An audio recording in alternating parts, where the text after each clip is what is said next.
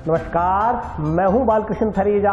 आप देख रहे हैं डेली लाइव। आइए शुरुआत करते हैं आज के मुख्य समाचारों की। भाजपा नेता अमित शाह ने उनके परिवार पर आरोप लगा कलेक्ट्रेट के सख्त धरना देने वाले लोगों पर लगाया ओछी राजनीति करने का आरोप। मीडिया को मौके पर ले जा करवाया वस्तुस्थिति से अवगत।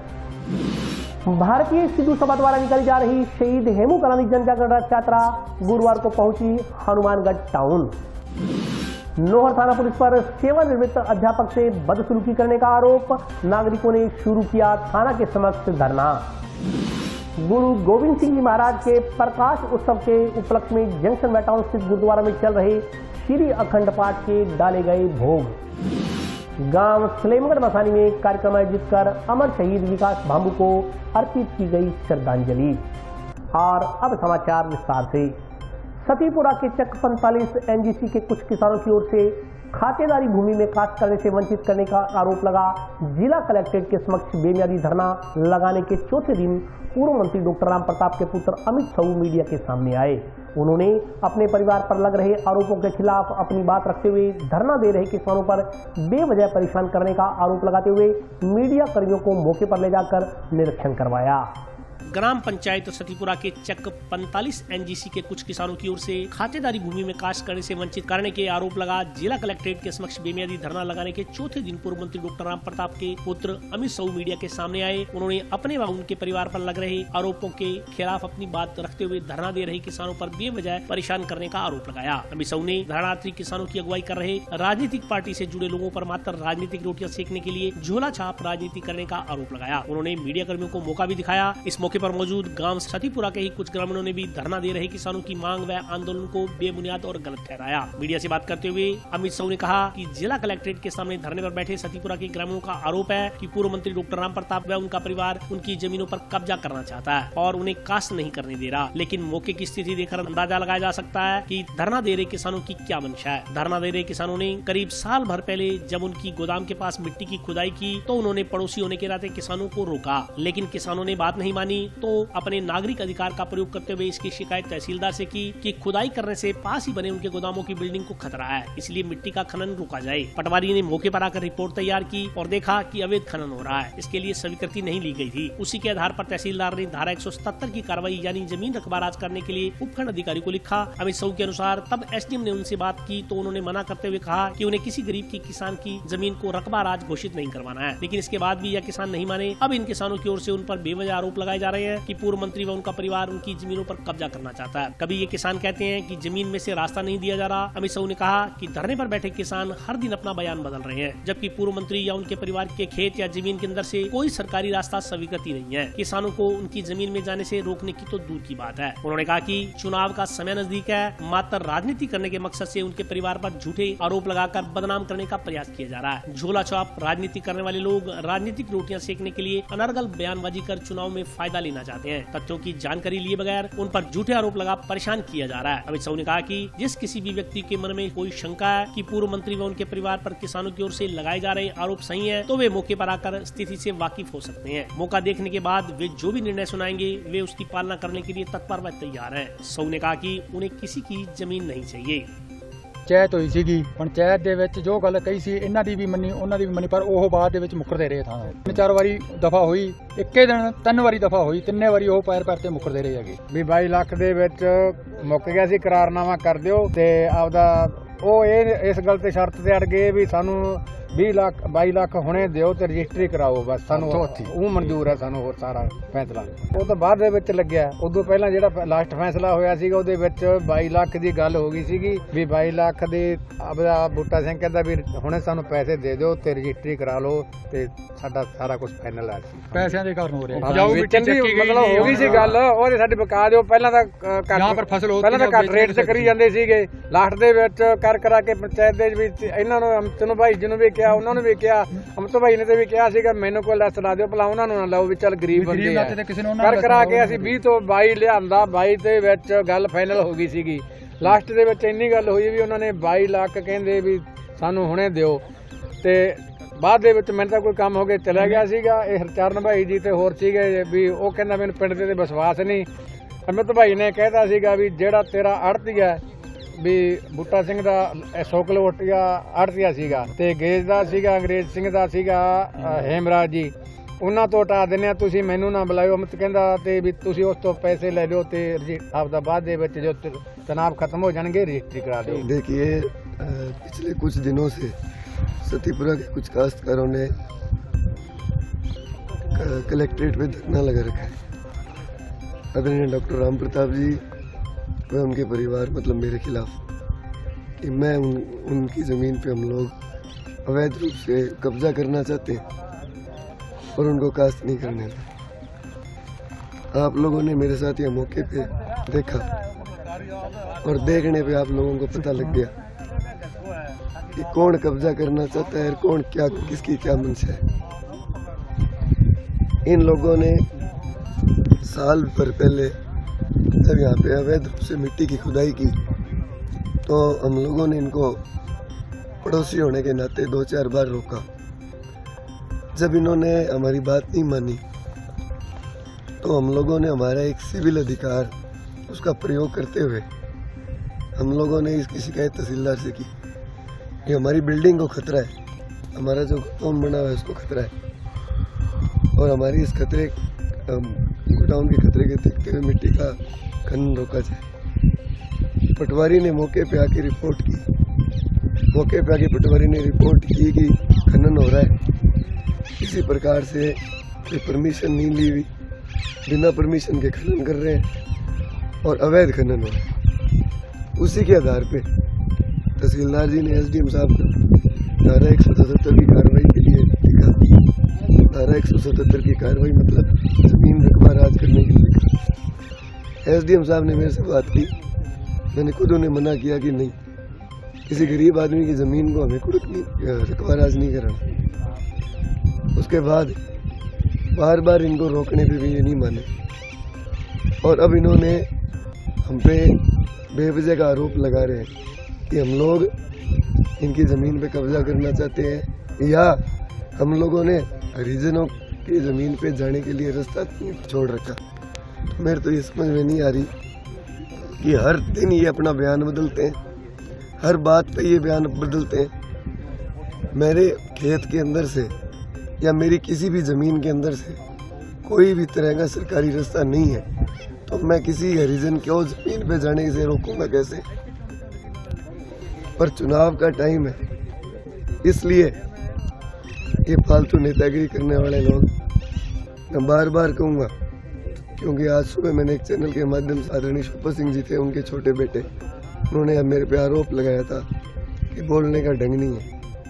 तो झोला छाप राजनीति जो करते हैं उसमें मैं भी हो सकता हूँ। झोला छाप राजनीति का मतलब ये होता है कि आप आंदोलन करो और उसके तथ्यों की जानकारी लेने के बाद में आंदोलन करो। जो आदमी तथ्यों की जानकारी के बिना आंदोलन करेगा ना तो निश्चित तौर पे वो झोला छाप राजनीति करेगा और वो झोला छाप नेता ही कहलाएगा, चाहे मैं ही क्यों ना हूँ उसमें। इसलिए मुझे यहाँ कहने में कहीं शर्म नहीं है कि जो अपने राजनीति रोटियां सेकने के लिए व्यर्थ के अंदर किसी गरीब को परेशान कर रहे हैं या किसी हम लोगों को चुनाव के टाइम में परेशान जो कर रहे हैं तो निश्चित तौर पे गलत है। मैं आम लोगों से अपील करूंगा कि जिस किसी के मन में थोड़ी भी शंका हो वो यहाँ मौका आके देख ले। मौका आके देखने के बाद में जो उसका निर्णय हो वो हमें सुनाए, हम उस निर्णय की पालना करने के लिए तत्पर तैयार हैं। और मैं तो आप बंधुओं को, लोकतंत्र का चौथा स्तंभ है मैं आप लोगों को ही मेरा पंचायत नियुक्त करता हूँ। अगर मैं गलत हूँ, अगर मेरी बात गलत है और अगर मेरी बात में कहीं भी कोई कमी है तो अब मैं नाक कान की शर्त लगाने के लिए तैयार हूँ। मुझे ज़मीन किसी की नहीं चाहिए, मुझे मेरे गोदाम की रक्षा करने के लिए उसकी वो बिल्डिंग ना गिरे। मेरी सारी कार्रवाई सिर्फ उस बात के लिए थी। ना ही मैंने किसी को खेती करने के लिए रोका, ना ही किसी की ज़मीन में जाने के लिए मैंने किसी को रोका, ना ही मैं कोई रोकने वाला होता। हालांकि आपको मैं भी एक चीज़ और दिखाऊंगा। ये तो कह रहे हैं कि मैंने इनको मैं खेती नहीं करने दे रहा, इसलिए 18 साल से मेरा 1 बीघा ज़मीन, उसकी हालत आप देख लेना। आज 18 साल से इन लोगों की वजह से मैंने ज़मीन में बिजाई नहीं की। मेरे भी तो परिवार है, मुझे भी तो खेती से आमदनी चाहिए। मैंने कोई ज़मीन रख के यहाँ रखने के लिए नहीं रखी। भारतीय सिद्धू सभा न्यास राजस्थान प्रदेश की ओर से हेमू कलानी जन्म शताब्दी वर्ष के उपलक्ष्य में 17 दिसंबर से निकाली जा रही शहीद हेमू कलानी जन जागरण रथ यात्रा गुरुवार को टाउन पहुंची। भारतीय सिंधु सभा न्यास राजस्थान प्रदेश की ओर से हेमू कालानी जन्म शताब्दी वर्ष के उपलक्ष्य में 17 दिसंबर से निकाली जा रही अमर बलिदानी हेमू कालानी जन जागरण रथ यात्रा गुरुवार को टाउन पहुंची। टाउन शहर में जगह जगह रथ यात्रा का पुष्प वर्षा कर स्वागत किया गया। टाउन के सिंधी मोहल्ला स्थित झूलेलाल मंदिर में भी स्वागत कार्यक्रम हुआ। हिंदू संस्कृति सनातन धर्म के प्रचार प्रसार व देशभक्ति की भावना जागृत करने के उद्देश्य से रथ यात्रा निकाली जा रही है। इसके अलावा टाउन में कॉलेज फाटक के नजदीक शहीद हेमू कालानी चौक का लोकार्पण कार्यक्रम भी रथ यात्रा के दौरान किया गया। सिंधी समाज के अध्यक्ष खजान चंद शिवनानी ने कहा कि अमर बलिदानी हेमू कालानी जन जागरण रथ यात्रा 17 दिसंबर को जयपुर से शुरू हुई थी। रथ यात्रा का पड़ाव 17 जनवरी को अजमेर जिले के किशनगढ़ में होगा। 32 दिन की यह यात्रा 28 जिलों से होकर करीब 5000 किलोमीटर की दूरी तय करेगी। यह रथ यात्रा युवाओं में देशभक्ति जगाने का कार्यक्रम है। साथ ही इस यात्रा के माध्यम से देश की आजादी के आंदोलन में सिंध प्रदेश के योगदान को उजागर करने का प्रयास है। जन जागरण यात्रा के राजस्थान प्रदेश सह संयोजक मोहनलाल वाधवानी ने बताया कि भारतीय सिद्धू सभा राजस्थान की ओर से प्रमुख क्रांतिकारी वीर सपूत हेमू कालानी का जन्म शताब्दी वर्ष मनाया जा रहा है। हेमू कालानी ने सिंध प्रांत में अंग्रेजों के खिलाफ क्रांति की अलग जगाई थी। अंग्रेजों ने महज 17 वर्ष की उम्र में हेमू कालानी को फांसी पर लटका दिया था। आज की नई पीढ़ी को हेमू कालानी के बलिदान की जानकारी देने के लिए जन जागरण यात्रा निकाली जा रही है। इस मौके पर भारतीय सिद्धू सभा के जिलाध्यक्ष घनश्याम दास मेघवानी, खेमचंद तेजवानी, राजेश प्रेमजानी, दीपक करमचंदानी सहित सिंधी समाज के सैकड़ों लोग उपस्थित रहे। गाड़ी को किसी हाल में सखार आने से पहले रोकना होगा। इस कत्लेआम को रोकना होगा, लेकिन हथियारों से भरी रेलगाड़ी को रोकना असंभव है। असंभव को संभव करना हमारा काम है। हमारे पास लड़ने का जज्बा है। गाड़ी को गिराकर अपने साथियों को बचाएंगे और दुश्मनों को सबक सिखाएंगे। साथियों की जान बचाने के लिए हम अपना सब कुछ कुर्बान कर देंगे। ऐसा उनमें देशभक्ति की भावना जो थी कूट कूट कर भरी हुई थी। भगत सिंह को वे अपना आदर्श मानते थे और बचपन से ही देशभक्ति की भावना के कारण जब उनको ऐसी खबर मिली कि एक क्वेटा से रोहड़ी जाने वाली बारूद से भरी ट्रेन अंग्रेजों के द्वारा भारत भेजी जा रही है। अमर शहीद हेमू कालानी जन्म शताब्दी वर्ष के उपलक्ष्य में ये राजस्थान की जन जागरण यात्रा है और इसके माध्यम से राजस्थान के 32 जिलों में 120 स्थानों पर ये यात्रा जाएगी। लगभग 5000 किलोमीटर से अधिक ये यात्रा रहेगी। इसके माध्यम से राजस्थान के युवाओं में एक देशभक्ति का ज्वार जगाना है और सिंध प्रदेश ने जो आज़ादी के आंदोलन में योगदान दिया उस पक्ष को भी उजागर करने का हमारा प्रयास है। सिंध प्रदेश ने सैकड़ों क्रांतिकारी थे जिन्होंने देश की आज़ादी के लिए संघर्ष किया, अपने प्राणों की आहुति दी, बलिदान दिया। सहयोग से सिंध प्रांत हमारे हाथ से चला गया। इस यात्रा के माध्यम से हम संदेश देना चाहेंगे सिंध प्रांत ये अखंड भारत का हिस्सा था और पुनः उसको प्राप्त करना है।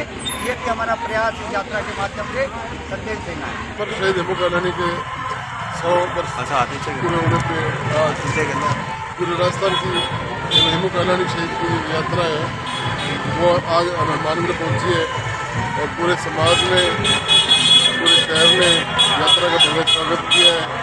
और इसके बाद हेमू कालानी चौक का लोकार्पण कॉलेज फाटक के नजदीक है। हमारे मुख्य अतिथि चौधरी विनोद कुमार जी सभापति गणेश बंसल उसका लोकार्पण करेंगे और यात्रा वहाँ जाके विश्राम देंगे। युवाओं को देशभक्ति के प्रति देशभक्ति का जज्बा, ताकि युवाओं में ऊर्जा और देशभक्ति के प्रति जज्बा रहे। जिले के नोहर कस्बे में एक सेवानिवृत्त अध्यापक के साथ थाना के पुलिसकर्मी द्वारा फोन पर की गई बदसलूकी का मामला तूल पकड़ गया है। पुलिस रवैये के खिलाफ नागरिकों ने थाना के समक्ष धरना शुरू कर दिया। जिले के नोहर कस्बे में सेवानिवृत्त प्रधानाचार्य के साथ कथित रूप से दूरभाष पर पुलिसकर्मी द्वारा अशोभनीय व्यवहार करने का मामला गुरुवार को तूल पकड़ गया। इसको लेकर आदर्श विकास समिति सेक्टर नंबर 5 में पेंशनर समाज ने नोहर पुलिस थाना के समक्ष धरना आरंभ कर दिया। आदर्श विकास समिति सेक्टर नंबर 5 के अध्यक्ष हरि सिंह छिपा ने बताया कि बीती रात्रि को नजदीक की धर्मशाला में निर्धारित समय के बाद भी तेज आवाज में डीजे बजने पर सेवानिवृत्त प्रधानाचार्य बहादुर सिंह राठ ने नोहर पुलिस थाना में फोन किया तो फोन पर पुलिसकर्मी उनके साथ दुर्व्यवहार किया व गाली गलौज की, जिसकी रिकॉर्डिंग भी सोशल मीडिया पर वायरल हो रही है। इसके उपरांत सुबह इस संदर्भ में एक प्रतिनिधिमंडल मामले की शिकायत लेकर नोहर पुलिस थाने पहुंचा तो थाने में मौजूद पुलिसकर्मी ने प्रतिनिधिमंडल के साथ अशोभनीय व्यवहार किया व हवालात में डालने की धमकी दे डाली। इसके बाद समिति के पदाधिकारी आक्रोशित हो गए और पुलिस थाना के समक्ष धरना प्रारंभ कर दिया। वैश्य समाज के अध्यक्ष जगदीश प्रसाद शर्मा ने बताया कि वरिष्ठ नागरिकों के साथ पुलिस कर्मियों का इस प्रकार का व्यवहार सहन नहीं किया जाएगा। उन्होंने बताया कि पूरे मामले की जांच कर दोषी पुलिसकर्मियों के खिलाफ कार्रवाई की जाए। इस संदर्भ में दोनों पुलिसकर्मियों के खिलाफ कार्रवाई की मांग को लेकर जिला पुलिस अधीक्षक सहित पुलिस के उच्च अधिकारियों को ज्ञापन भेजे गए हैं। धरने पर भाजपा के पूर्व जिलाध्यक्ष रामकृष्ण भाकर, सेवानिवृत्त प्रधानाचार्य बहादुर सिंह राहड़, धन्य सिंह राठौड़, लालचंद मिश्रा, पूर्णमल सैनी, शंकरलाल तिवारी, रामेश्वर सहारण, चानराम कड़वासरा, प्रताप सारण, सुभाष सैनी, किशनलाल महला, कोशारी लाल शर्मा, सीताराम महला, नरेंद्र चौधरी, जगदीश पूनिया, विनोद कालेरा, लक्ष्मीनारायण कस्मा सहित अन्य लोग बैठे। रात को अपने गुरुजी है सेक्टर नंबर 5 से बहादुर सिंह जिराड़, उन्होंने कोई थाने में फोन किया था रात को कोई कि जाट धर्मशाला में डीजे बज रहा है तो थोड़ी उसकी आवाज़ कम कराओ। तो जिसका भी ऑडियो भी वायरल हुआ है उसमें पुलिस थाना में कोई नेमीचंद नाम का बंदा है गाली गलौज करने लगा। गाली बहुत बढ़ी है जो मैं बता नहीं सकता। फिर सुबह हम सेक्टर के 25-30 आदमी यहाँ आए और आगे हमने बोला भी ये बात हुई है रात किसने फ़ोन उठाया है, रात लैंडलाइन फ़ोन था किसने उठाया है हमारे को बताओ। तो यहाँ ड्राइवर है थाने में, वो कह रहा है कि इसको इन सबको है ना रोजनामचे में डालो इसके नाम और इनको हवालात में डालो सबको। इसके बाद में क्या है कि हम सब ये मैं क्यों देखो यहाँ कोई मतलब कोई सुनता नहीं है। रात को हम कंप्लेन ले गए हैं और हमारे को कह रहेगा हवालात में डालो। मैं क्यों ठीक है ये नोर थाना है, ये नोर थाने की ये कार्रवाई है। यहाँ मेरे को नहीं ये शरण किन को देते हैं, ये तुमको यही पता नहीं है कि परिवादी को क्या व्यवहार करना चाहिए। अब आप देखो आगे क्या, जब तक इन दोनों के खिलाफ कोई कानून कार्रवाई नहीं हो सकती ना, हम यहीं बैठे रहेंगे 5, 10, 15, 20 दिन जो भी है। 10वीं पातशाही गुरु गोविंद सिंह जी के प्रकाश उत्सव के उपलक्ष्य में जंक्शन व टाउन स्थित गुरुद्वारा में चल रहे श्री अखंड पाठ के भोग गुरुवार को डाले गए। 10वीं पातशाह गुरु गोविंद सिंह जी महाराज के प्रकाशोत्सव के उपलक्ष्य में जंक्शन व टाउन के कई गुरुद्वारों में श्री अखंड पाठ के भोग डाले गए। काफी संख्या में श्रद्धालुओं ने श्री गुरु ग्रंथ साहब की हजूरी में माथा टेका व कीर्तन श्रवण कर अपने जीवन को सफल बनाया। गुरु चरणों में सुख शांति व सरबत के भले की भी अरदास की गई। भयंकर सर्दी के बावजूद श्रद्धालुओं का आगमन शुरू से ही गुरुद्वारों में शुरू हो गया, जो दोपहर तक जारी रहा। भोग के उपरांत दीवान सजाए गए। इसमें रागी दलीप सिंह, कथावाचक चरणजीत सिंह, ढाडी जत्था गुरुदेव सिंह ने गुरु की महिमा का बखान किया। रागी जत्थे ने गुरु गोविंद सिंह जी के जीवन पर प्रकाश डाला और श्रद्धालुओं को गुरु के दिखाई मार्ग पर चलने के लिए प्रेरित किया। इस दौरान गुरुद्वारा साहिब में अटूट लंगर बरताए गए। गुरुद्वारा सेवादारों ने बताया कि गुरु गोविंद सिंह जी महान योद्धा भी थे, जिन्होंने गरीबों की रक्षा के लिए अपना परिवार कुर्बान कर दिया। उनकी धर्म के प्रति बेमिसाल कुर्बानियां कभी भुलाई नहीं जा सकती। सभी को उनके बताए हुए मार्ग पर चलना चाहिए। साथ ही कहा कि इस दिन को मनाने मात्र से ही दायित्व पूरा नहीं हो जाता। धर्म का प्रचार करने के साथ ही परिवार को गुरु गोविंद सिंह जी के बताए मार्ग पर चलने को प्रेरित होना चाहिए। बच्चों को मूल्य आधारित शिक्षा देना सही लक्ष्य है। हमें उनके बलिदान व कुर्बानी को हमेशा याद रखना चाहिए। उन्होंने बताया कि गुरु गोविंद सिंह जी महाराज के प्रकाश उत्सव के उपलक्ष्य में जंक्शन व टाउन के गुरुद्वारों में मंगलवार को अखंड पाठ के प्रकाश हुए, बुधवार को नगर कीर्तन निकाला गया, गुरुवार को श्री अखंड पाठ के भोग के उपरांत दीवान सजाई गई। अंतर ਦੇ ਸਵਾਸਾਂ ਤੱਕ ਉਹਨਾਂ ਦੀ ਸੇਵਾ ਕਰਨੀ ਹੈ ਨਾ ਤੇ ਤੁਹਾਡੇ ਬੱਚੇ ਤੇ ਤੁਹਾਡੀਆਂ ਨੂੰਹਾਂ ਤੁਹਾਡੀ ਸੇਵਾ ਕਰਨੀ ਹੈ। ਜੇ ਤੁਸੀਂ ਮਾਂ ਪਿਓ ਨੂੰ ਧੱਕਦਾ ਨਾ ਤੁਹਾਡੀ ਕਿਸੇ ਨੇ ਸੇਵਾ ਨਹੀਂ ਕਰਨੀ। ਇਹ ਮੇਰੀ ਸਾਰੀਆਂ ਧੀਆਂ ਭੈਣਾਂ ਦੇ ਨਾਲ ਕਰਨਾ ਚ ਬੇਨਤੀ ਹੈ, ਕਦੇ ਮਾਂ ਪਿਓ ਨੂੰ ਨਾ ਛੱਡੋ ਨਾ। ਕੋਈ ਧਰਤੀ ਤੇ ਐਸਾ ਬੰਦਾ ਹੀ ਨਹੀਂ ਪੈਦਾ ਹੋਇਆ ਜਿਹੜਾ ਕਹਿੰਦਾ ਮੈਂ ਬੁੱਢਾ ਨਹੀਂ ਹੋਣਾ ਤੇ ਮੈਂ ਮਰਨਾ।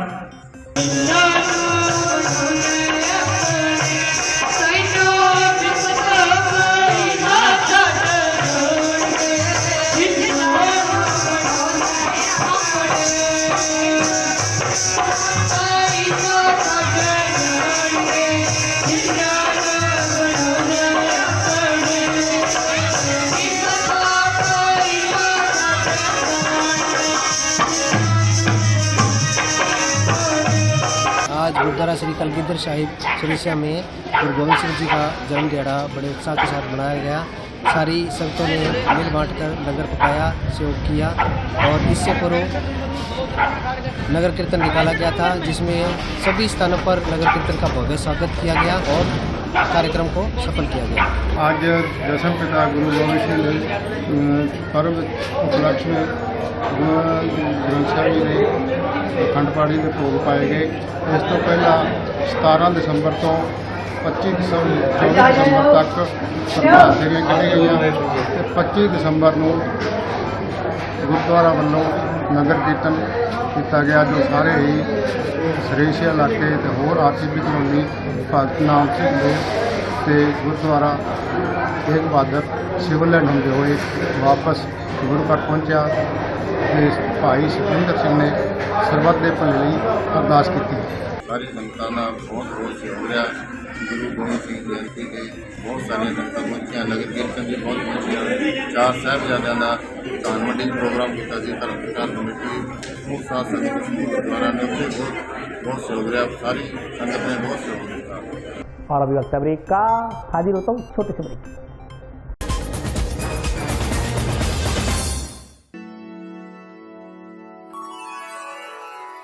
यूं तो कई बार मुझे हंसते देखा है, पर ये हंसी कुछ और है। ये गहना मुझ पर जचता है, पर ये महज एक गहना नहीं, ये रूपरेखा है मेरे मन की, हंसती खिलखिलाती लहरों की, जो आतुर थी अब तक मुझ पर सजने को। इसलिए ये गहना ही मेरा सच्चा श्रृंगार है, श्रृंगार है, श्रृंगार है।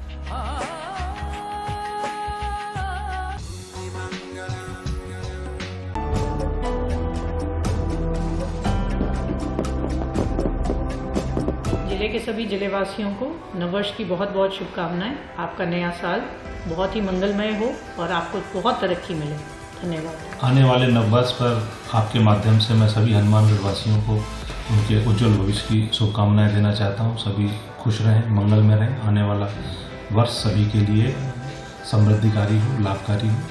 और आने वाले समय में हम जिस तरह से कोरोना का वो चल रहा है उसमें कोरोना की गाइडलाइन का पालन करें और सभी स्वस्थ रहें। अंग्रेजी नववर्ष की पूरे इलाका वासियों को ढेर सारी शुभकामनाएं। नववर्ष है वो मंगलमय हो। और एक अपील करना चाहूँगा कि कोरोना की जिन्होंने बूस्टर डोज नहीं लगवाई है कृपया उसको लगवा दें। सभी भारतवासियों, प्रदेशवासियों और शहरवासियों को विदित है कि नया साल 2023 जल्दी आने वाला है और आने वाले नव वर्ष की मैं सभी शहरवासियों को और भारतवासियों को बहुत बहुत शुभकामनाएं देता हूं और भगवान से प्रार्थना करता हूं कि इनके लिए ढेर सारी खुशियां लेकर आए। इसी बीच जैसा कि सभी को विदित है कि कोरोना ने वापस अपनी थोड़ी पहुंच बना ली है, तो इस कोरोना को हराने के लिए जैसे हमारे प्रधानमंत्री श्री मोदी जी कह रहे हैं दूरी भी बनाओ और मास्क भी लगाओ, बचाव में ही बचाव है, तो मैं भी अपील करता हूं कि मोदी जी की इस भावनाओं को देखते हुए आप ये नया साल मनाएं और नए साल की खुशियों को अपार अपने संचित करें। धन्यवाद। जय। नमस्कार दोस्तों, मैं हूं आपका दोस्त बालकृष्ण खरेगा। सन 2022 बीत गया है और 23 आने वाला है। मतलब 22 को अलविदा कहना है और 23 का हमें स्वागत करना है। कहते हैं कि घाव ठीक हो जाने से हादसे भूले नहीं जाते, लेकिन कई मामलों में इंसान की याददाश्त बड़ी कमजोर होती है। इंसान अपने जीवन में आई बड़ी से बड़ी विपदा, त्रासदी, घटना सब भूल जाता है। यदि हम अपने माइंड की मेमोरी का 3 साल पीछे का रिवर्स गेयर लगाएं तो हम पाएंगे कि एक महामारी हमें बड़ा सबक देकर गई थी। सबक ये कि जीवन को कैसे जीना है। हमें लगता है कि भागना दौड़ना ही जीवन है, बड़े से बड़ा इंसान बनना, बड़ी कामयाबी, बड़ी सफलता, बड़ी प्राप्ति से ही हम बड़े हो सकते हैं। मगर कोरोना महामारी ने बड़ा सबक देते हुए बताया कि नहीं, चलते रहने में नहीं, भागते रहने में नहीं, खूबसूरती ठहर जाने में भी है। उस त्रासदी में भागते हुए इंसान को एकदम रोक दिया। बहुत बड़े बड़े लोग जो बहुत सोचा करते थे, वे ये सोचा करते थे कि हमारा कोई स्थान नहीं है, हम धरती के भगवान हैं। वे सब भी कब्रों में बंद होकर रह गई। इतना ही नहीं, रिश्तों की बड़ी बेकदरी हुई, बड़ी बेजारी हुई। बेटों ने माताओं की पिताओं को आग देने से इनकार कर दिया। जो लोग अपने आप को शहर का ताज समझा करते थे, शहर ने उनकी लाश को दफनाने के लिए 2 गज जमीन देने से भी इनकार कर दिया। इंसान से इंसान डरने लगा। कुदरत ने इंसान से कहा, बैठ देख और सोच, जिन लोगों के लिए तू ये सब कर रहा है वो तो तुम्हें अंतिम समय देखने को भी तैयार नहीं है। ये था एक बहुत बड़ा सबक। कुछ लोगों ने इस सबक को याद रखा और उन्होंने अपने जीने का ढंग बदल लिया, सोच बदल ली। मगर हमने से अधिकांश की याददाश्त बड़ी कमजोर निकली। हम सब पुनः भागम भाग की उस दौड़ में शामिल हो गए। खैर, अब जब नया वर्ष आ रहा है तो क्यों न हम इस बार नए साल पर एक नया प्रण लें। जिंदगी को जीने का ढंग बदलें, जिंदगी में जीने की तमन्ना पैदा करें। जिंदगी में कामयाब होने से ज्यादा जीने की तमन्ना जरूरी है। रिश्तों की कदर करें, एक दूसरे का साथ दें, एक दूसरे की जरूरत पर साथ खड़े हों। अब सवाल पैदा होता है कि यदि किसी का दुख देखकर हमारी आंखों में आंसू नहीं आते तो 3 साल पहले की त्रासदी से हमने कुछ नहीं सीखा। यदि अभी भी हमारे साथ बैठा व्यक्ति दुख महसूस कर रहा है तो अभी भी हमने कुछ नहीं सीखा। यदि अभी भी हमने सारी गिले भुलाकर, शिकायतें भुलाकर अपनों को गले नहीं लगाया तो हमने कुछ नहीं सीखा। यह वो समय है जब कुदरत ने हमें सबक दिया है कि हलचल में ही सब कुछ नहीं है, ठहर जाने में खूबसूरती है। जो खूबसूरती ठहराव में, बंधन में रुक जाने में है, वह भागम भाग में नहीं है। खैर, आओ 2022 को अलविदा कहें और 23 को खुशामदीद कहें। सन 2023 आ रहा है तो एक अच्छे इंसान, एक दयावान इंसान, एक सेवाभावी रिश्तों की कदर करने वाले इंसान बनकर हम उस वर्ष में एंटर करें। एक अच्छे समाज का सृजन करें, ऐसा समाज जिसमें हम एक दूसरे को यह ना सिखाएं कि एक दूसरे से बड़ा कैसे होना है, बल्कि एक दूसरे को ये सिखाएं कि ज़्यादा से ज़्यादा सेवा भावना, ज़्यादा से ज़्यादा समर्पित कैसे होना है। अपने अहंकार, अपनी गलतफहमियों, अपने गुस्से को तिलांजलि दें, हर बुरी चीज को छोड़ दें। एक नए समाज की संरचना के बीच एक नए इंसान, एक नए ढंग के साथ नए साल का स्वागत करें। आप सबको नए साल की बहुत बहुत शुभकामनाएं। लीजिए इसलिए प्रार्थना की इन पंक्तियों के साथ नव वर्ष की आपको बहुत बहुत शुभकामनाएं। इतनी शक्ति हमें देना दाता, मन का विश्वास कमजोर होना। इतनी शक्ति हमें देना दाता, मन का विश्वास कमजोर होना। हम चले नेक रास्ते पे, हमसे भूल कर भी कोई भूल होना। इतनी शक्ति हमें देना दाता, मन का विश्वास कमजोर होना। हम चले नेक रास्ते पे, हमसे भूल कर भी कोई भूल होना। दूर अज्ञान के हों अंधेरे, तू हमें ज्ञान की रोशनी दे। हर बुराई से बचते रहे हम, जितनी भी दे भली जिंदगी दे। बैर होना किसी का किसी से, भावना मन में बदले कि होना। हम चले नेक रास्ते पे, हमसे भूल कर भी कोई भूल होना। इतनी शक्ति हमें देना दाता, मन का विश्वास कमजोर होना। ब्रेक के बाद स्वागत है। आइए नजर डालते हैं अगले समाचारों पर। जंक्शन स्थित जोशी मार्केट के दुकानदार नाले की टूटी पुलिया से ओवरफ्लो होकर गली में फैल रहे गंदे पानी से परेशान है। दुकानदारों ने नगर परिषद से समस्या के निस्तारण की मांग की है।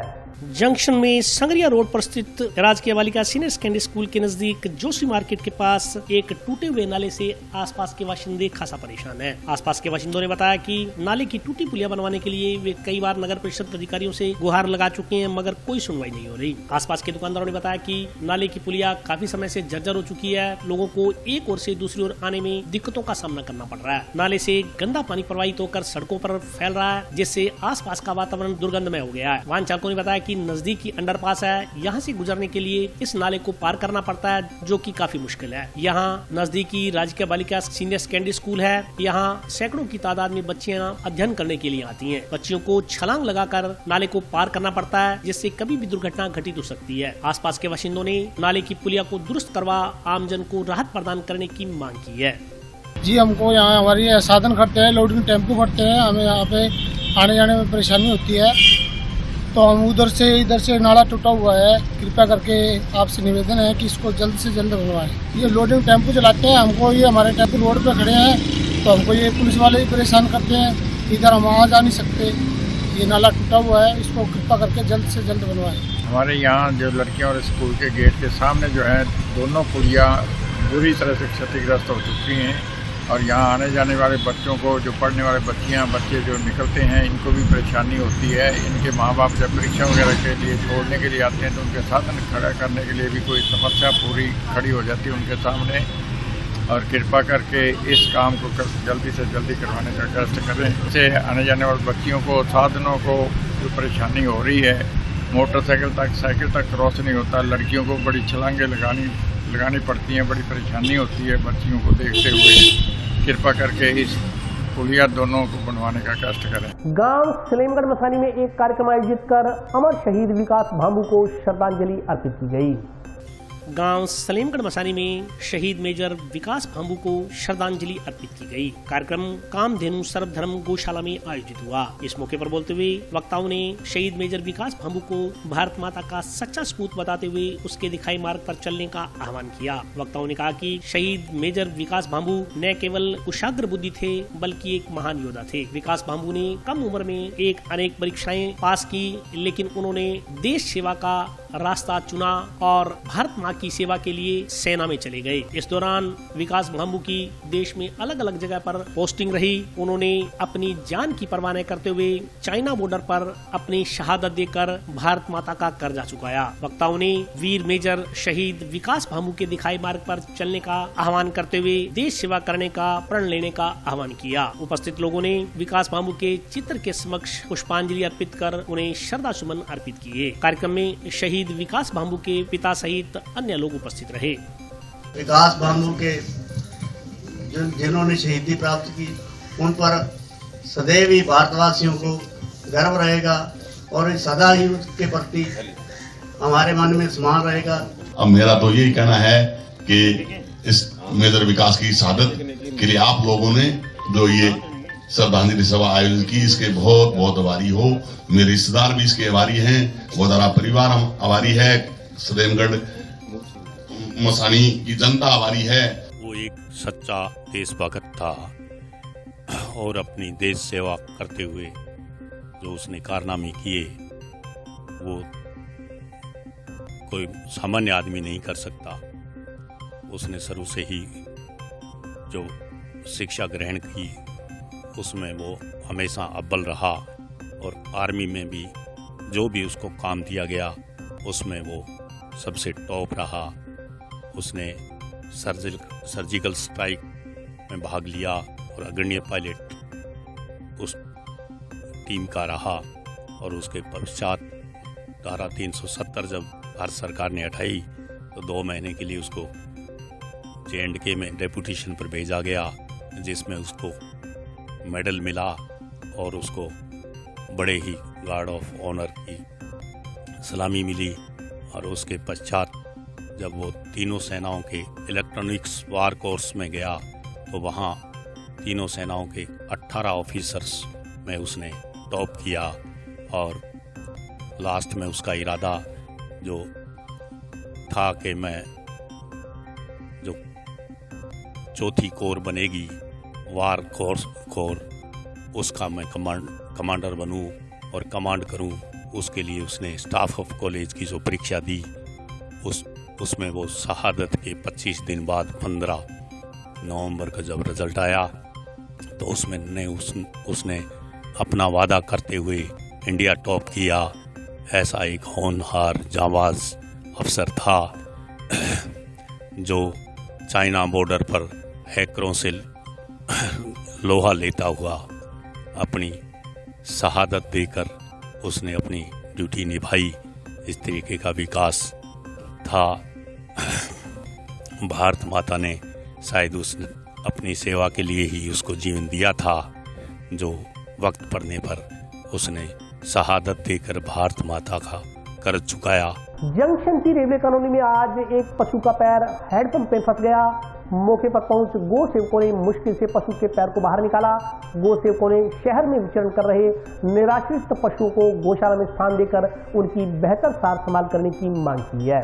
जिला मुख्यालय पर विचरण कर रहे निराश्रित पशुओं की बुरी हालत है। इस दौरान जहां उन्हें सर्दी के मौसम से दो चार होना पड़ रहा है, वहीं सार संभाल के अभाव में निरीह पशुओं को मुश्किल दिनों का सामना करना पड़ रहा है। इलाके में पड़ रही कड़ाके की ठंड तथा कोहरे के कारण इंसानों को बचाने के लिए तो प्रशासन ने कई कदम उठाए हैं, मगर निराश्रित पशु गली गली बेसहारा घूमते नजर आ रहे हैं। गुरुवार को जंक्शन की भट्टा कॉलोनी स्थित रेलवे कॉलोनी में एक निराश्रित पशु का पैर हैंडपंप में फंस गया, जिससे पशु को शारीरिक कष्ट का सामना करना पड़ा। इस दौरान गो सेवकों को सूचना मिलने पर गो सेवक घटनास्थल पर पहुंचे और 5-7 लोगों ने मिलकर उक्त पशु का पैर हैंडपंप से निकाला। इस दौरान उसकी मरहम पट्टी करवा उसे राहत दी गई। गो सेवकों ने कहा कि भारी संख्या में निराश्रित फालतू पशु पूरे शहर में विचरण करते हुए घूम रहे हैं। ऐसे पशुओं के लिए नगर परिषद में स्थान उपलब्ध करवा उनके बेहतर सार संभाल का काम किया जाना चाहिए। उन्होंने कहा कि इसके लिए जहां जिला प्रशासन को सजग होकर कदम उठाने चाहिए, वहीं आम जन को भी इसमें अपनी भूमिका निभाते हुए